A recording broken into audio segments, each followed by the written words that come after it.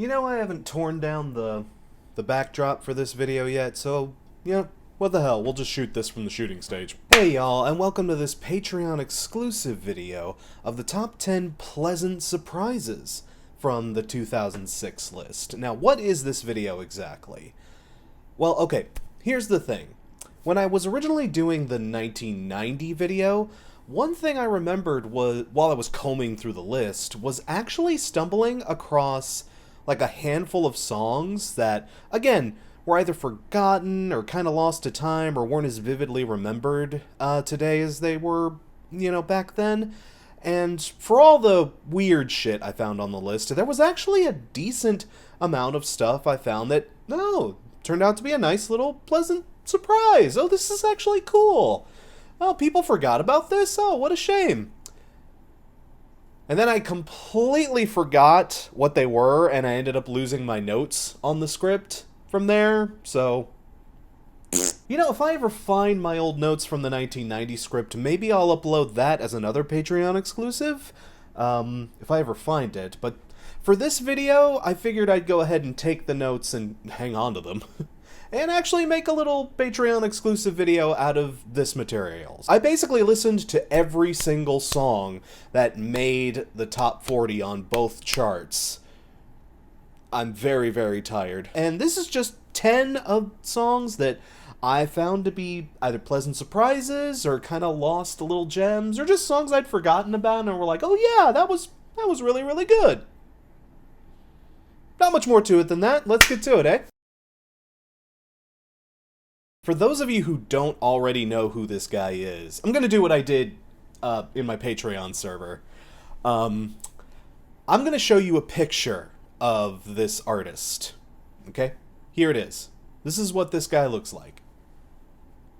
Alright, now what kind of music do you think this guy makes? Just whatever enters your head, what do you think this guy sounds like? Okay, I guarantee you it probably wasn't this, right? Each and every day I pray to get to know you, please wanna be close to you. Yeah, Matisyahu, the reggae rap Hasidic Jewish rapper man. I would say you just kind of had to be there to get it, but I don't know, even in 2006, this caught a lot of us off guard. And honestly, when I dug him up, I was actually a little afraid, oh yeah, I remember him. Oh, this is probably going to be really gimmicky, or it's probably not going to have held up well. It had been years since I really sat down with Matisyahu, so I was not sure how well this was going to hold up, but honestly, yeah, no, this absolutely kicks ass. The dude was fantastic. Hell, I ended up sitting down with that entire album again, and you know what? Yeah, cover to cover, it's still pretty much a bop. I gotta give credit where it's due. That is definitely a gem hidden in the rough. You don't hear people talk about Matisyahu these days, so yeah, I was surprised by how well this held up. I'd argue his later stuff isn't nearly as good. I don't know, after his first 2 or 3 records, there's kind of a big drop-off for him. But man, when he was at his peak, he really was legitimately pretty good. It's an odd duck for sure, but man, there was just no other time where this was going to be as successful as it was. And honestly, it still holds up. Give Youth a spin, you'll have fun with it.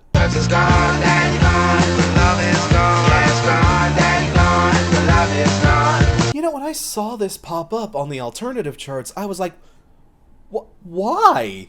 I love that song. It's a great song. I love Gnarls Barkley, at least before CeeLo went crazy. But, what is this doing on the this got on the alternative chart? And then I remembered, oh yeah, it's a cover. And they do a great job with it. The weird kind of xylophone-y beats, the garage rock distorted guitars in the chorus and whatnot. It goes way harder than you would expect Gnarls Barkley to go. I don't know, this is legit an alt-rock song. This goes kind of hard, and, I'm here for it. I forgot Gnarls Barkley did this. Yeah, it wasn't not. Gnarls Barkley was such a nice little thing. Saint Elsewhere, like, man, that had so much good stuff on it. You know, I don't, maybe it's just super nostalgic for me, but like, man, that record, I remember that record being really, really damn good. Again, it's a shame CeeLo went crazy. What the? Do you kiss on the first date? Danko Jones. Like, this guy, he is like the definitive, oh yeah, I forgot about him, artist of this particular decade, right?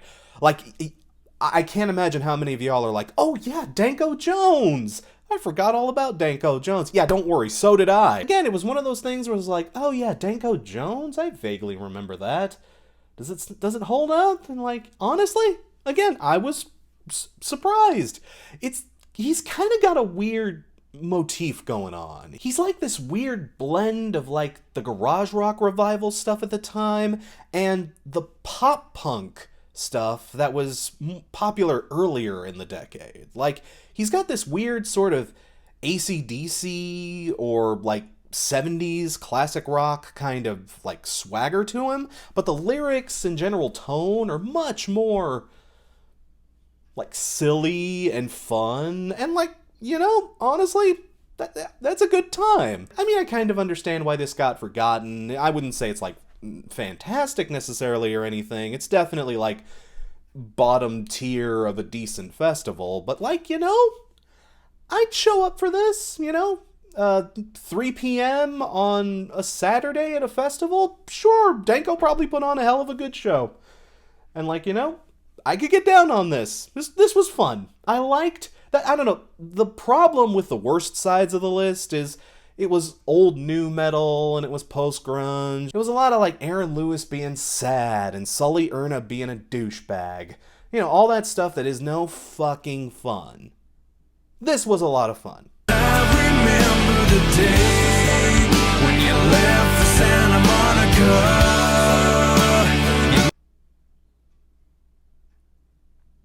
Okay, so this one's just straight up a guilty pleasure of mine.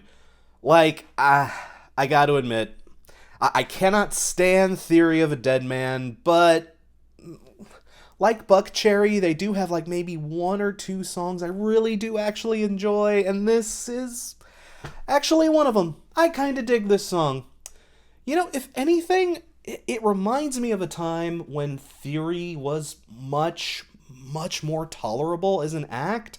Like, people think of Theory of a Deadman now, and they think of the doofy idiot lyrics and the Nickelback wannabe shtick, and like, yeah, I get it, but ironically, a lot like Nickelback, in their earlier years, they were actually half decent. Like, they were passable. I don't think they would be anyone's favorite band necessarily, but there was, you know, they showed potential. They showed some decent songwriting craft. It was certainly better than a lot of the other stuff that was poisoning the airwaves at the time. You know, you could do worse. Even at this stage, they were still kind of discount Nickelback, but like, you know, they were at least competent. There were moments where you could like admire them, and yeah, I did. There was one summer when this song came out where like, this was like my jam. This was my jam of the summer. This was like my favorite friggin' song for like 2 or 3 months. Probably because I was just going through a breakup and I was just sad boying like a motherfucker. But like, you know, credit where it's due. Again, it may just be the nostalgia talking, but okay, Theory, you get 1 point for this song. You lose thousands of points for almost everything else you've done since then, but okay, I'll give you this one. Sure. The price tag on the things I need, I get it bigger by the day. I got a bullet with a name on it, bullet with a name. Whoa! You know, this was another one of those songs I was almost convinced was not gonna hold up. I was almost prepping for this one to be, okay, here's a good candidate. You know, at least a dishonorable mention non-point. Like, yeah, this was crappy, right? This was that crappy side of nu metal. And again, I was kind of taken aback. I really liked this song. Like, again, I wouldn't say it's fantastic, but it's, you kind of just know what it is. It's that kind of ferocious and charging and kind of angry nu metal, but not in like, okay, again, another problem with a lot of the tippy top of the charts was, again, so much of it was like sad boy shit. It was the sad boy side of nu metal. It was Aaron Lewis bitching about shit. You know, it was the nu metal and stuff that survived this far into their run. Like, a lot of it was just the same old trends, the same old shit, the same old whining. Like, the reputation of nu metal being a whiny piss baby, well, my parents suck kind of genre.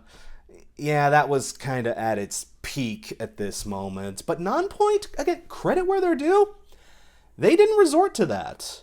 They were much more kind of bouncy and vibrant, and they were like, yeah, you want to fight, bro? What's up? Which, you could argue led to other bullshit down the line. I'm sure that a young Ivan Moody was taking notes while listening to this. But, I gotta give credit. It's catchy, it's bouncy, it's a fun little jam. That chorus gets stuck in your head. It has been stuck in my head since I started researching this. Bullet with a name on it! Bullet with a name! Oh! Anything that came along and made the charts fun, I was on board for it. And for what it is, this isn't going to be everyone's thing, I understand, but for what it is, if you can just take it back and just let it be what it is, it's a fun little jam. Grab your Monster Energy and celebrate a simpler time.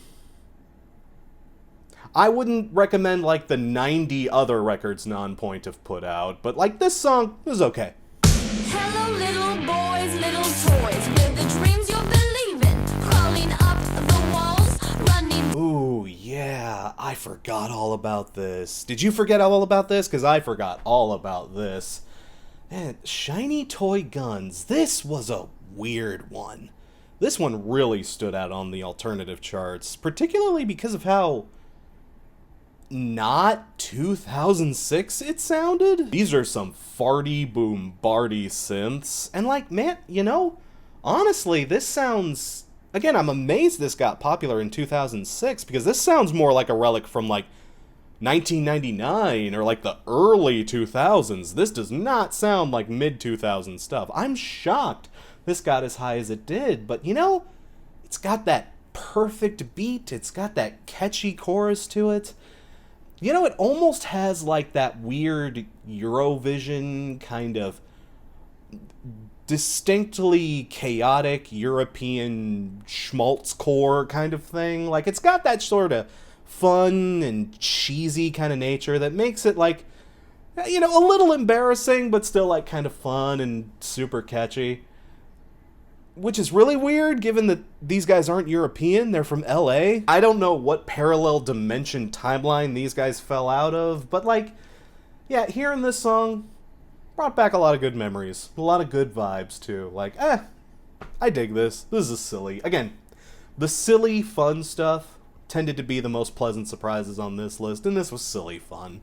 Everybody would leave me every time I go wrong. This song is a secret. Okay, wow, speaking of anachronistic, this doesn't sound like it's from 2006. This sounds like it's from 96. Where the hell did this come from? This almost sounds like grunge. It's not even post-grunge. This is just like kind of straight up grunge. And their vocalist sounds so familiar. Where have I heard this guy before? Oh, okay. He's the lead singer of the Toadies. Oh, okay. Maybe that's why I like it so much. I like the Toadies. It's weird to hear something this grungy and this particularly dated hit the charts in 2006. Like, I'm amazed anything like this could catch this kind of traction, but again, another pleasant surprise. It definitely broke up the monotony of like the lame Frey and Keen stuff and all the dated nu metal and all the post-grunge idiots who would not go away. Like, seriously, Crossfade had so many hits in 2006. Why? If you talk too much, my head will explode. Again, another one of those things I was shocked to see get success in 2006. This is a very sort of Britpop, almost folk rock adjacent kind of thing. It's very Britpop, and it reminds me of that sort of dark corner, well, not dark corner, but that sort of forgotten corner of Britpop. You know, stuff like early Suede or the Levelers or Supergrass. You know, that Britpop that's kind of been forgotten to time, at least to most American audiences, because to us, Britpop was just Oasis and Blur, Oasis and Blur. But yeah, no, this has a wonderful little acoustic groove, a nice little sing-along chorus. Like, I hate that this side of Britpop is getting kind of lost to time. A lot of people are forgetting about this side of the genre because, like, man, there was a lot of good stuff in these little corners. You know, it wasn't just Oasis and Blur, Oasis and Blur, Oasis and Blur. Like, stuff like this could slip through the cracks occasionally. And, like, man, when you did find those nice little gems, like, you held on to them forever. And, like, yeah, no, good stuff. Absolutely great stuff.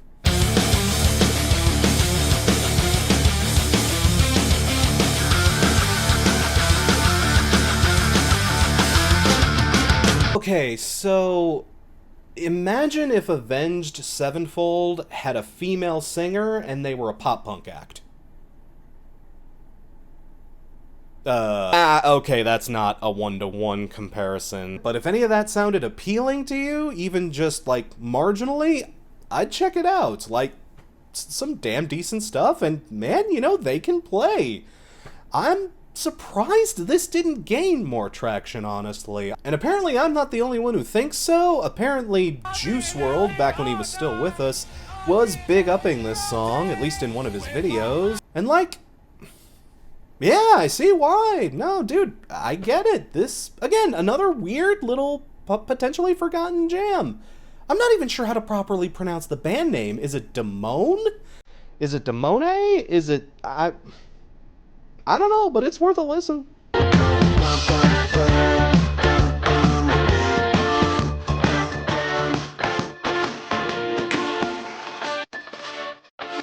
Oh, see, I thought this song sounded familiar. Then I looked it up and I saw that it was used in a bunch of, like, Cingular wireless commercials. Anyone remember Cingular wireless? Just me? Okay. I remember hearing this chorus in a ton of commercials back in the day. So, if you aren't as keen on this one because the earworm factor and, you know, Apple commercial bullshit, I mean, I get it. Actually, listening to the entire song, no, I kind of like it. It's a weird little slice of that garage rock boom that happened after the White Stripes made it explode, but before the Black Keys came along and exhausted it to tears. It's got that 70s throwback swagger, and it's got that kind of cooler than thou sort of aesthetic, but man, I'd be lying if that chorus weren't catchy as hell, you know.